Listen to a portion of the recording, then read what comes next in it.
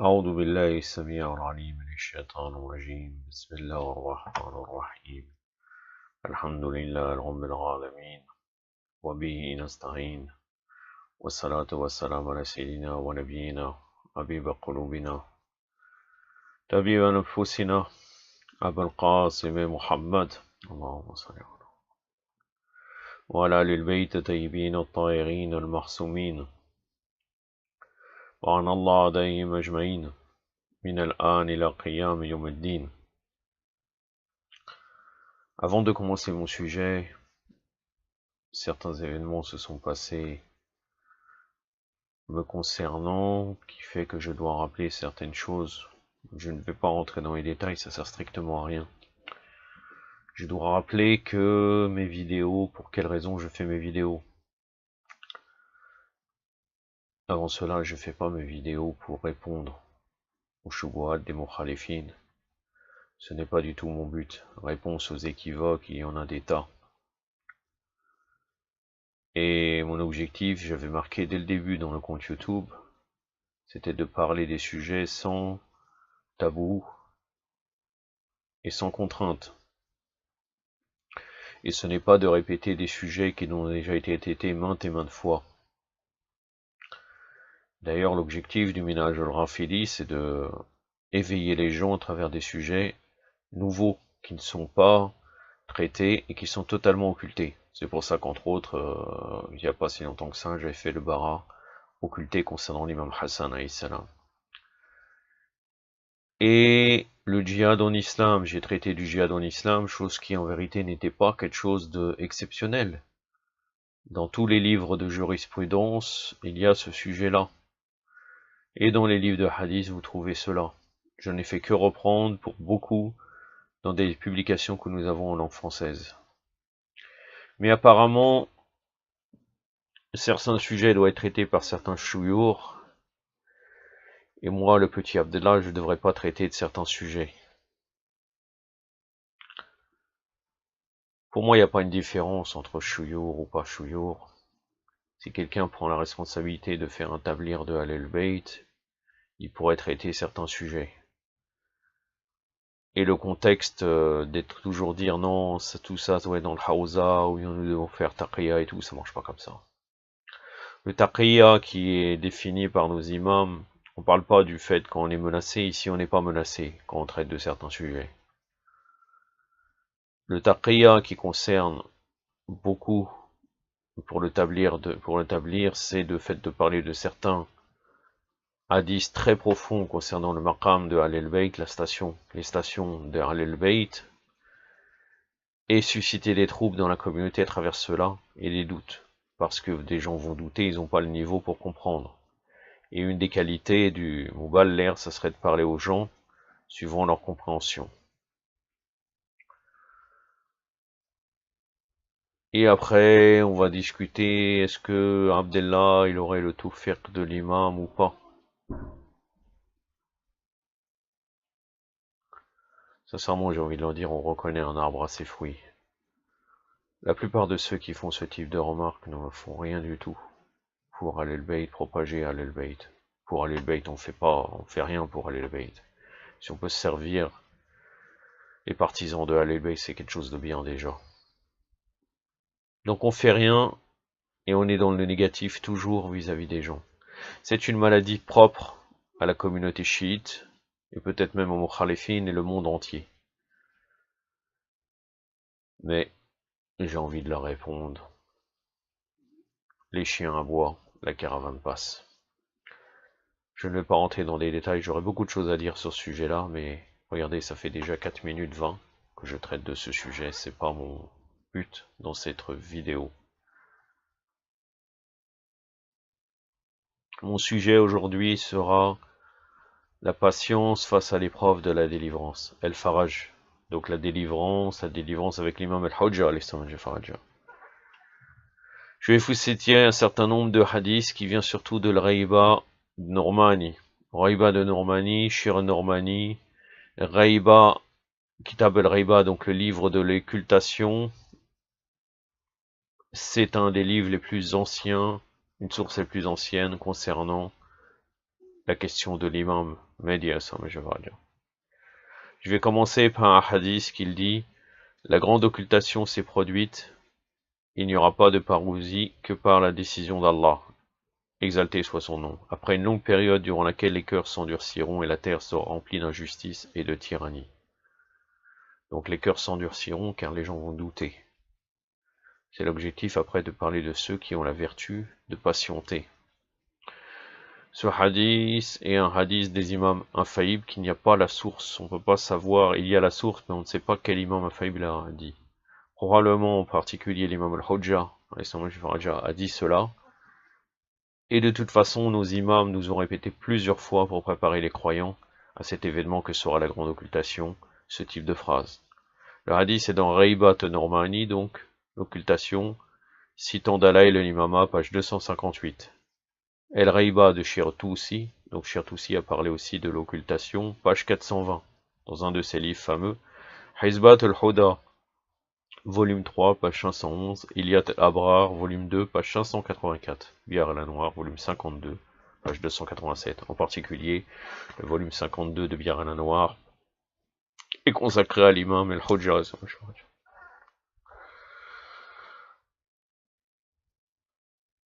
Je me suis trompé, excusez-moi, dans la référence du hadith. Vous oubliez qu'est-ce que je viens de dire. C'était un hadith qui était plus haut.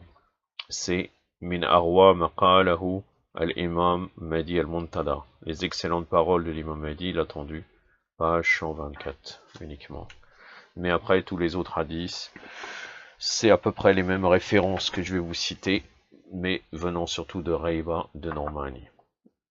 Donc le premier hadith, Ali ibn Muhammad a rapporté d'après Abdullah ibn Moussa al-Alawi, selon Ali ibn al-Hassan, selon Ali ibn al-Hassan. Selon Abdurrahman ibn Qutayr, ayant déclaré que Abu Abdullah, c'est-à-dire l'imam Sadiq alayhi salam, dit à propos du verset coranique, l'ordre de Dieu, Allah, l'ordre d'Allah arrive, ne cherchez pas à hâter sa venue. C'est le Coran, la sourate 16, le verset numéro 1.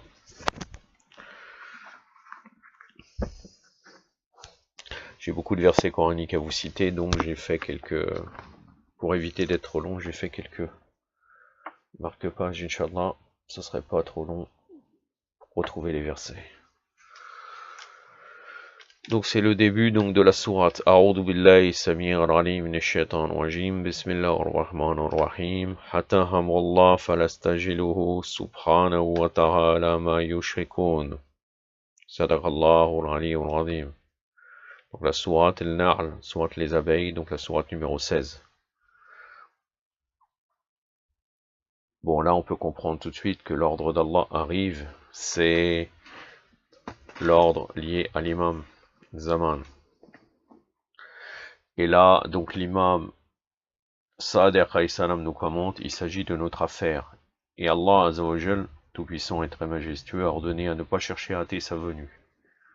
Tant qu'il ne rapportera pas son secours par trois armées, celle des anges, celle des croyants et celle de la frayeur, El-Rorba.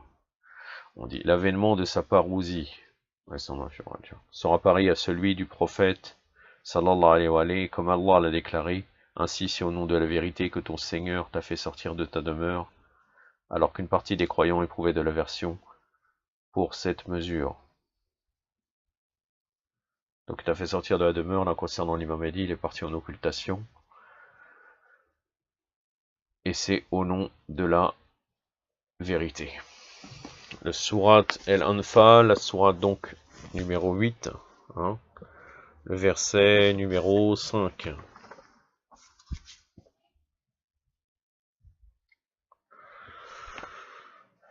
أعوذ بالله السميع العليم من الشيطان الرجيم كما أخرجك ربك من بيتك بالحق وإن فريقا من المؤمنين لكارهون صدق الله العلي العظيم.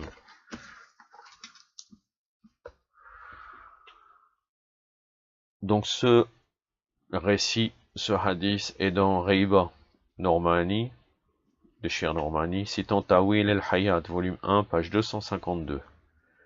Hizbat al-Huda, volume 3, page 562, Ilyat al-Abrar, volume 2, page 626, Tafsir al-Burhan, le fameux Tafsir al-Burhan, volume 2, page 359, El-Mahajja, donc Mahajjat al-Bayda, de Morsen Faid el-Kashani. Page 114, Bir al-Anwar, volume 52, page 356. Mu'ajam al-Hadith al-Imam al-Mahdi, volume 5, page 209. Un autre hadith, Muhammad ibn Hammam et Muhammad ibn al-Hassan ibn Muhammad ibn Jumhur ont rapporté d'après al-Hassan ibn Muhammad ibn Jumhur, selon son père, selon Somara ibn Miran, selon Saleh ibn Maysam et Yahya ibn Saber, ayant déclaré que Abu Ja'far al-Baqir, donc l'imam Baqir alayhi salam, a dit: les impatients périront et ceux proches d'Allah seront sauvés. Après la détresse viendra un magnifique délivrance. Donc les impatients, ceux qui veulent que l'imam Mahdi arrive tout de suite, sans prendre en compte la sagesse d'Allah qui fait qu'il viendra au moment opportun. Donc ça c'est dans Reiba de Shir Normani, citant Bir al-Anwar, volume 52, page 139. Mu'ajam al-Hadith al-Imam al-Mahdi, volume 3, page 224. Un autre hadith, Ahmed ibn Muhammad ibn Saïd ibn Uqda, rapporté d'après Ahmed ibn Yusuf ibn Yaqub al-Jurfi, selon Ismaël ibn Miran, selon Al-Hassan ibn Ali ibn Abu Hamza, selon Hakam ibn Ayman, selon Doris al-Kinasi.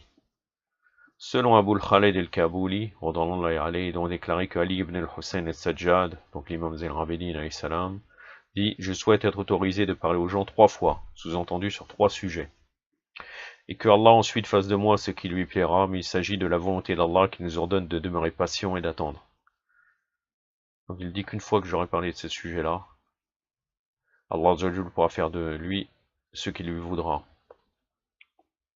Puis il récita les versets coraniques. Donc en fait, à travers ces versets, on doit essayer de comprendre son message. Le verset qui dit: vous en aurez sûrement des nouvelles dans quelque temps. Donc la sourate 38, le verset 88. Vous en aurez sûrement des nouvelles dans quelque temps, ça concerne l'imam az-Zaman.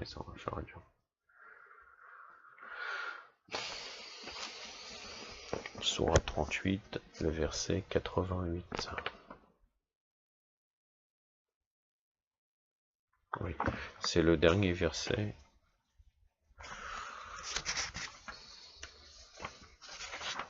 de la sourate de Sad. أعوذ بالله السميع العليم من الشيطان الرجيم ولا تعمونا نباه بعد حين صدق الله العلي العظيم. Un autre verset, puis il récita celui-ci, donc il a cité ce verset, après il en récite un autre. Vous entendrez beaucoup d'injures de la part de ceux auxquels le livre a été donné avant vous, et de la part des polythéistes. Si vous êtes constant, si vous craignez Allah, voilà les dispositions nécessaires pour entreprendre quelque chose. La sourate numéro 3, donc la sourate Ali Imran, le verset 186.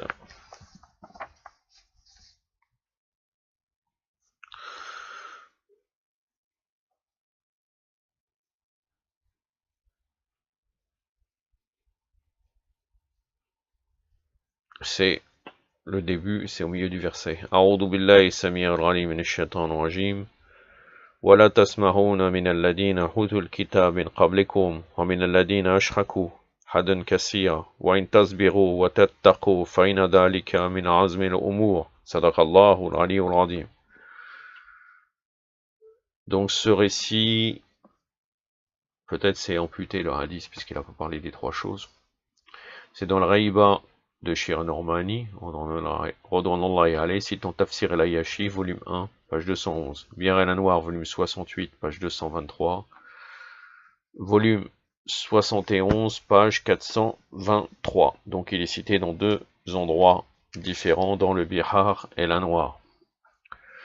Un autre hadith.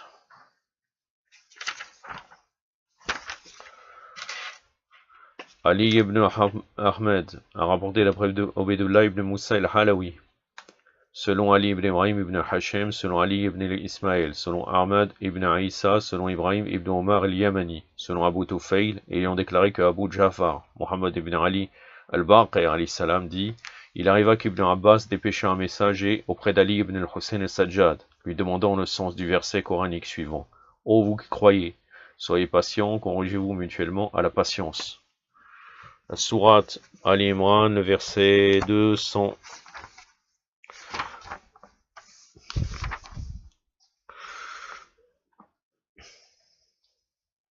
Un verset qui est vraiment important.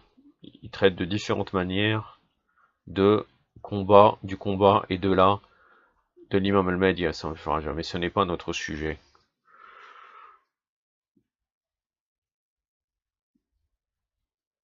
C'est du début du verset jusqu'au milieu. A'udhu billahi samir al-alim minash shaitanir rajim, ya ayyuhalladhina amanu hasbiru wassabiru.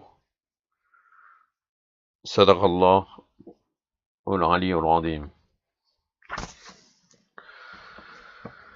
Ô vous qui croyez, soyez patients, encouragez-vous mutuellement la patience. Donc Ali ibn al-Hussein, l'imam al-Rabbein, dit, des agréments surpris, il dit au messager, donc le fait qu'il est surpris que Ibn Abbas lui demande cela. Je souhaite que celui qui t'a envoyé avec ce message se tienne face à moi. Puis il poursuivit en disant, ce verset est descendu au sujet de mon père, l'imam al-Hussein, le martyr de Karbala, alayhi salam, et de nous, les Ahlul Bayt, alayhi salam. Le moment de la patience qui nous a été ordonné n'est pas encore arrivé. Il concernera le temps de l'un de nos descendants. Enfin, il ajouta, par contre, parmi ses descendants d'Ibn Abbas, il y en aura qui seront créés pour être jetés au feu de l'enfer. Ils feront dévier de grandes quantités de personnes de la religion d'Allah. Sous-entendu, c'est les Abbassides. La terre sera teintée de la couleur de sang des descendants de la famille de Mohammed, sallallahu alayhi wa alayhi. Ces descendants se lèveront en des temps inopportuns pour réclamer des choses hors d'atteinte pour eux. Les croyants devront rester résolus et persévérer jusqu'à ce qu'Allah en juge, car il est le meilleur des juges. Aïreba de Shir Normani, citant Bir al-Anwar, volume 24, page 219. Donc vous voyez indirectement, même si c'est pas d'une manière totale, une critique sur Ibn Abbas. Il y en a beaucoup d'autres. Si quelqu'un cherche, on verra que Abdullah ibn Abbas est vraiment une personnalité problématique. Il y a au moins 3-4 autres hadiths que j'ai lus récemment qui sont à peu près du même acabit. Donc est vraiment problématique. Sans compter que même d'après nos récits, notre sujet n'est pas Ibn Abbas, il était jaloux de ce que avait donné Ahlul Bayt. Il disait, moi aussi je suis de la famille du prophète, sallallahu alayhi wa alayhi, donc c'est pas normal qu'eux ils sont privilégiés. C'est-à-dire il se croyait plus savant que les Ahlul Bayt. C'était vraiment un problème pour lui-même. Et vous voyez la suite finalement, dans sa descendance, les Abbassides, qu'est-ce qu'ils ont fait pour opprimer les Ahlul Bayt et ses chiites.